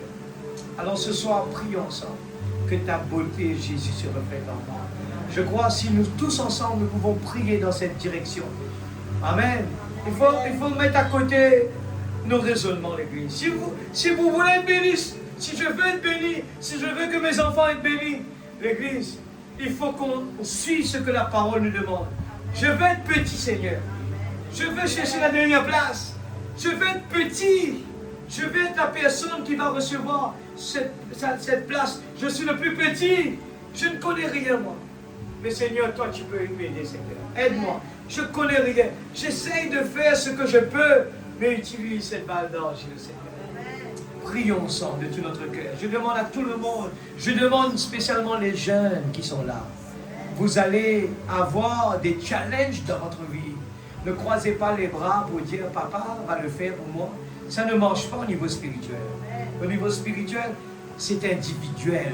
Vous allez faire face, chacun de nous allons faire face à des soucis.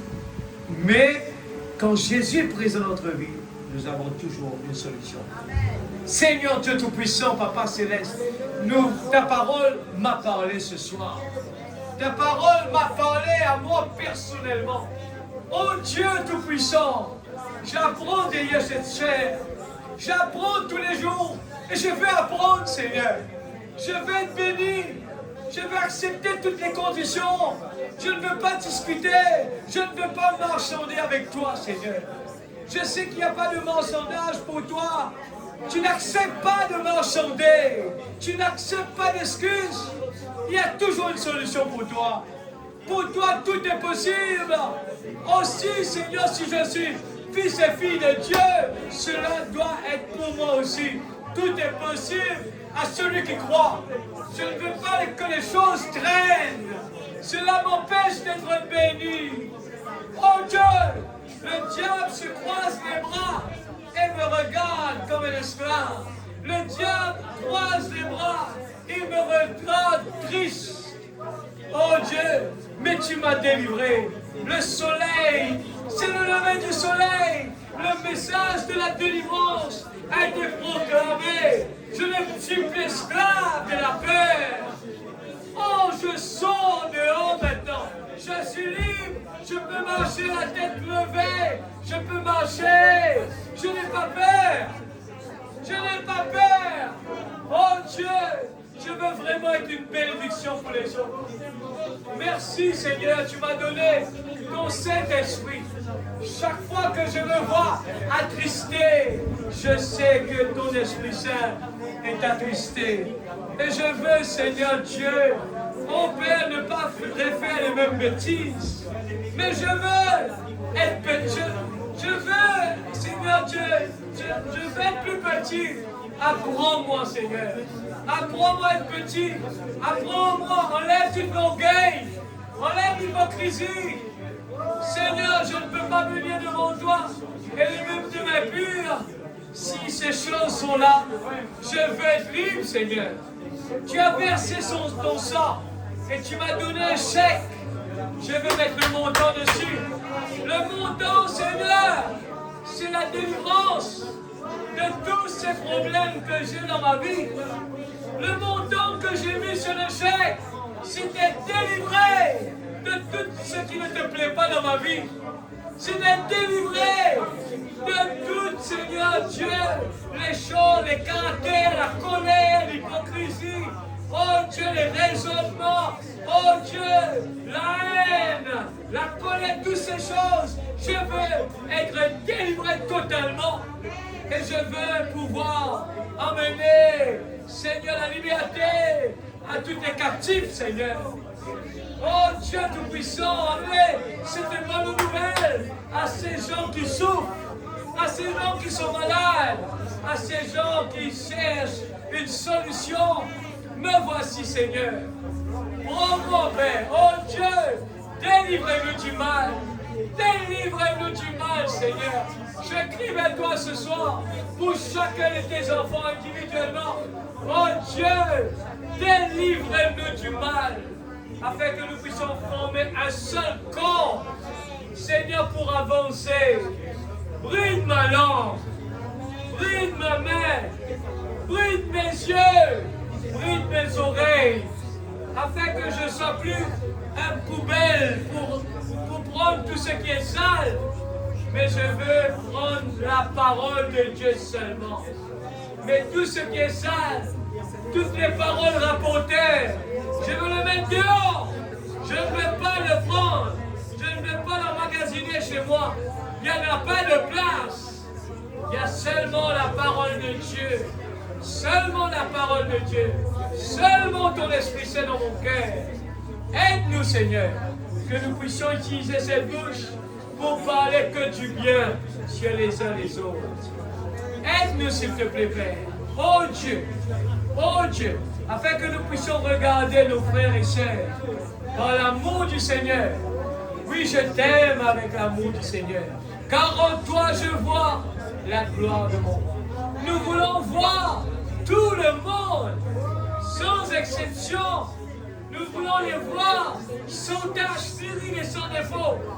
Parce qu'à travers de tes yeux, Si toi tu vois tout le monde sans tache, ni ride et sans défaut, et si moi je suis en Christ, je dois aussi pouvoir voir tout le monde sans tache, ni ride et sans défaut. Père, nous voulons dans ce corps éternel, nous voulons, Père, oh Dieu, partir à la maison en regardant les bénéfices alentour de nous, toutes les grandes choses que tu as créées. Nous voulons comprendre qu'à travers tout le négatif que nous voyons, nous ne voulons pas player, mais nous voulons regarder la promesse. Il y a quelque part, Seigneur, dans l'éternité, tu as réservé le positif pour nous. Il y a un corps parfait que tu as réservé. Oh Dieu, sans tache, nul et sans défaut. Tu as réservé un corps qui ne sera jamais malade, jamais fatigué. Oh Dieu, cela me donne la force, le courage, Père. Bénis tes enfants qui rentrent à la maison. Seigneur, que ton Esprit Saint soit chacun de leur cœur et que le travail continue à faire. Le Seigneur Dieu, je vais être un outil tout simplement entre tes mains. Toi, tu es le potier. Je ne peux pas venir ici, Seigneur Dieu, pour rendre, Seigneur, tes enfants tristes. Je suis là pour encourager les uns les autres. Je suis là pour bénir les uns les autres, Seigneur. Oh Dieu, c'est ma prière. Tu connais mon cœur. Je veux voir chacun de tes enfants être béni, Seigneur. Être béni dans le nom de Jésus-Christ, notre Sauveur bien-aimé. Oh Dieu, protège chacun de tes enfants. Que ta main l'entoure de chaque voiture qui part à la maison. Tu les protèges, tu les gardes, s'il te plaît. Bénis chaque foyer, bénis chaque famille, bénis chaque maison, chaque travail. Nous plaçons toutes les jeunes entre tes mains, toutes les enfants entre tes mains. S'il te plaît, Père, bénis-les. Oh Dieu, mets la soif dans leur cœur pour te servir. Au nom de Jésus-Christ, notre Sauveur bien-aimé. Au nom de Jésus. Au nom de Jésus. Alléluia. Alléluia. Chantons aussi 63. Tout dit qu'il est merveilleux. Amen.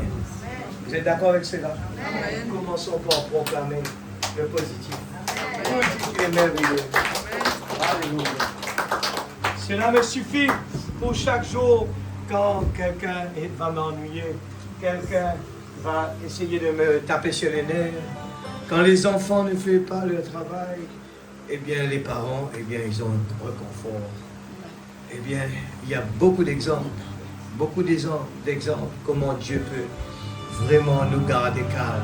Dans n'importe quelle situation, on va pouvoir rester tranquille.